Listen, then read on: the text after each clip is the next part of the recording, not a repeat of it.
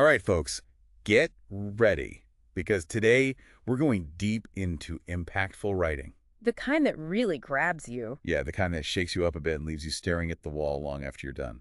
That's right. And today we're harnessing the power of the unexpected. Like Tesla, but with words instead of electricity. Speaking of Tesla, did you know the guy was completely obsessed with a pigeon?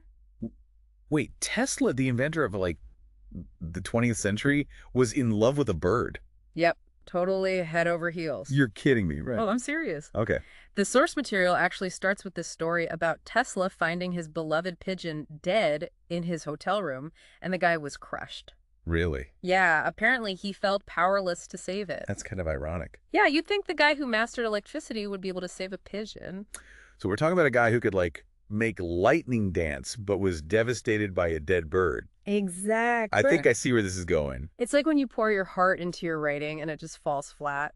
It's the worst, right there. That feeling of your words just not landing the way you want them to. Exactly. Every writer deals with that feeling of powerlessness. Okay. But what if there was a technique, a secret weapon you could use to make your writing soar? Okay, now you've got my attention. What if I told you there's a way to go from unnoticed pigeon to high-flying eagle? All right, I'm listening. Tell me more about this secret weapon. It's called the boomerang effect. The boomerang effect. And just like a boomerang, it involves setting something in motion that comes back with a wallop. All right, walk me through this. How does it actually work? Well, imagine this. You sneak in a seemingly unimportant detail early on in your writing. Okay. It could be anything, like the smell of burnt toast. Burnt toast. Or a missing button, or even just a weird sound in the attic, something the reader might not think twice about at first. So we're planting a seed. Exactly, a little time bomb in the text. But the key is making that boomerang swing back around and hit the reader with an aha moment. I'm intrigued, but how do we do that? Patience. You let the main part of your writing do its thing, all the drama and suspense. But then, right when the reader least expects it, you bring that seemingly insignificant detail back into play. So it's a surprise reappearance? Yes, but this time it's not just a random detail, it's loaded with significance. So that meaningless detail suddenly becomes crucial. Exactly, it makes the reader reevaluate everything they've read. Hold on, that burnt toast wasn't just burnt toast, it was a clue. Exactly, and that shift in perspective can be jarring, exciting, maybe even a little scary. I like it.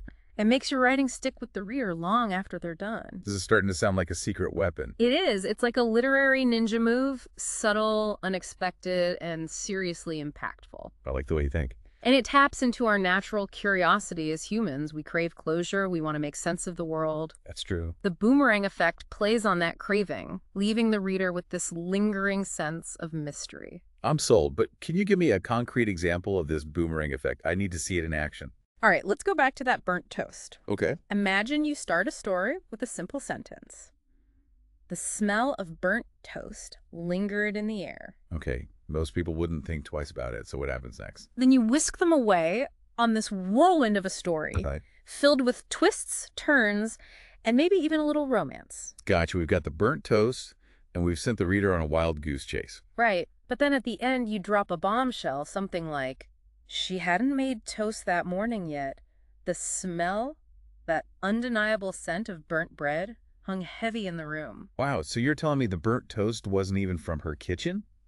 Now I need to know where it came from. What does it mean? And that's exactly the point. My mind is racing. That's the beauty of it. I love it. It's about planting that seed of doubt, that mystery. You're forcing the reader to re-examine everything? Exactly, and it makes them more engaged with your writing. You know, now that you mention it, I can think of tons of books and movies that use this. It's everywhere. It really is. Once you start recognizing it, you can't unsee it. That's true. And more importantly, you can start using it in your own writing to create those mind-blowing moments. Those aha moments that keep readers hooked. That's the goal. Okay, this boomerang effect is officially going in my writer's toolkit. I'm glad to hear it. But before we get too carried away with all this boomerang talk, right, let's rewind a bit. We talked about Tesla and his pigeon. Yeah. And this idea of turning powerlessness into impactful writing. Right. But our source material also mentions this book, Poetry Master. Yes. That supposedly dives deeper into these techniques. It does. So what's the deal with that? Should I be adding this to my reading list, or is it just another boring writing book that'll put me to sleep? Poetry Master is presented as a resource for writers who are tired of their words gathering dust on the shelf. Okay. It promises to give you the tools you need to craft impactful writing that resonates with readers. So it's not just another boring writing manual. From what I gather, it's less about stuffy rules and more about unlocking your creativity and finding your voice. Interesting. It really delves into the psychology of writing, Okay. exploring why certain techniques work and how you can use them to connect with your audience. You know, I'm starting to think this Poetry Master might be worth checking out. It might be. Who knows? Maybe I'll even try my hand at writing a poem or two. You should. You never know where inspiration might strike. That's true. If Tesla can find inspiration in a pigeon, maybe I can find poetic genius in a burnt piece of toast. Hey, maybe you'll be the one teaching us about impactful writing someday. We'll see about that. But for now, I'm happy to borrow inspiration from the masters. That's a good approach. But I think the most important thing is to find what works for you. Absolutely. Experiment, play with different techniques. Don't be afraid to break the rules, That's where the magic happens. because the best writing comes from a place of authenticity and passion. Well said. And speaking of passion, I think it's time to take a little break and let our listeners digest all this Boomerang goodness. But don't go too far. We've got plenty more to unpack when we come back. We'll be diving deeper into the boomerang effect, exploring more examples, and uncovering the psychology behind its power. So stay tuned. You won't want to miss it. And we're back, folks, ready for round 2 of Boomerang Mania. You bet. My brain is still buzzing from that burnt toast revelation. It's a good one, right? Yeah, and you know, I'm starting to see how this goes beyond just storytelling. Oh, yeah. It's about understanding how our minds work, how we crave connections, how we try to solve puzzles. You're absolutely right. The boomerang effect isn't just a literary gimmick. It's rooted in psychology. It really is. Think about it. Our brains are constantly looking for patterns, for meaning. Right. And when we encounter something that doesn't fit, something unexpected, it triggers a kind of alarm bell in our minds. It's like our brain is saying, hold on, something's not right here. I need to figure this out. Exactly. And that's where the magic happens. So how does that magic happen? Well, by introducing a seemingly insignificant detail and then bringing it back with new meaning, you're essentially creating a mental loop for the reader, a puzzle they can't help but try to solve. And the more we try to solve that puzzle, the more invested we become in the story, right? Precisely. That feeling of wanting to know more, that's what keeps readers hooked. It's what makes them stay up late finishing the book. It's what makes them tell their friends about it. That's true. So it's not just about shocking the reader with a twist ending. Right. It's about creating an experience. It's about pulling them in and making them an active participant in the story. I like that. That active participation, that's what separates good writing from truly great writing. So how do we craft these boomerang moments? Is there a formula, a set of rules? There's no one-size-fits-all formula, but there are some principles to keep in mind. Okay, I'm all ears. First, choose your boomerang wisely. It needs to be subtle. Subtle. Something that blends into the background at first, but has the potential to become important later on. So not just any random detail. Right. It needs to have that sleeper cell quality, hidden in plain sight, ready to activate at just the right moment. I like that analogy. Now, once you've planted your seed, you need to create a context where it can grow. Okay. You need to build tension, keep the reader guessing. Layering, almost like a web of clues. You got it. And finally, when the time is right, you bring that detail back with a bang. But this time, it's not just a random element. It's the key to understanding the whole story. It makes everything click into place. It's like setting up a domino effect. That's a great way to put it. You carefully arrange each piece, and then boom, you set the whole thing in motion. Exactly. And the boomerang effect is just like that. It relies on careful planning. But when it's done well, It can create a truly unforgettable experience for the reader. thinking back to that burnt toast example, Right. I can see how it creates mystery and suspense. Yeah. But can the boomerang effect be used to evoke other emotions? Can we make people laugh, cry, even feel a sense of wonder? Absolutely. That's the beauty of this technique, its versatility. So it can be adapted to any genre or style. Exactly. It's all about understanding the underlying principles and applying them creatively. So we're not talking about a single trick here. No. We're talking about a whole set of tools. Right. Tools you can use to elevate your writing and connect with your readers on a deeper level. And maybe even keep them up at night thinking about it. Exactly, because at the end of the day, the goal is to make the reader feel something. Make them think. make them connect with your writing. And the boomerang effect is a powerful way to do that. It really is. You know, it's funny how this whole conversation started with Tesla and his pigeon. It did, didn't it? It seemed random at first, but it's led us to this amazing insight into storytelling. It's a reminder that inspiration can come from anywhere. Sometimes it's the smallest details that lead to the biggest discoveries. And speaking of discoveries, I think it's time to take a quick break and let our listeners process all of this. Right. But don't go anywhere. We've got more to come when we get back. We'll be exploring more examples. And really uncovering the psychology behind the boomerang effect. So stay tuned. The journey's just getting started. We're back for the final act of our boomerang effect extravaganza. Are you ready to have your minds bend one last time?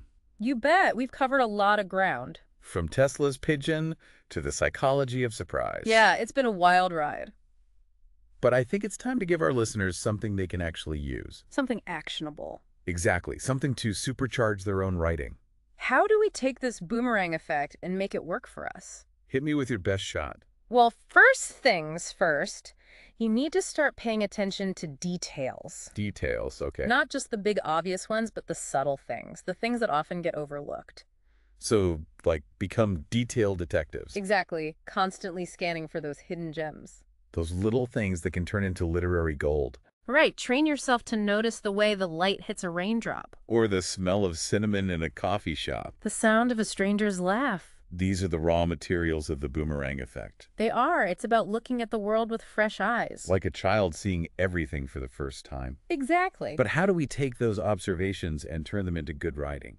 That's the art of it. You need to weave those details into your writing so they feel natural. Don't force it. Let the details emerge from the story. So it's not about just throwing in random details. No, it's about finding the right details. The ones that resonate with the story. The ones that add depth and meaning. Less is more, right? Exactly. You don't want to overload the reader. Just choose a few key elements. And use them strategically to create those aha moments. So we've gathered our details, woven them into the story, and now we're ready for the big reveal. The moment that boomerang comes back around. How do we make sure that landing is as impactful as possible? Timing is everything. You need to find that perfect moment. When the reader is hooked, but hasn't quite figured it all out. That's when you drop the bomb. Reveal the true meaning of that little detail. It's like a carefully choreographed dance. Leading the reader through the steps. Building anticipation. And then, bam, the final move. That leaves the reader breathless. Their minds racing. Trying to make sense of it all. It's about creating a sense of wonder, of revelation. That goes beyond the words themselves. You know, it's funny. We've been talking about this as a writing technique. Right. But I'm going to see how it applies to life in general. How so? It's about paying attention to the details, connecting the dots. Finding meaning in the random things that happen. That's a good way to put it. You're right. The boomerang effect is more than just a writing trick. It's a way of looking at the world. A way of finding meaning in the chaos. It's about recognizing that even the smallest things can have an impact. That our choices shape our destiny. Well said. I think it's time to wrap things up. Leave our listeners with something to think about. Think about a piece of writing that really moved you, that stayed with you. Okay. Now ask yourself, did it use the boomerang effect? Did it plant a seed that blossomed into something profound?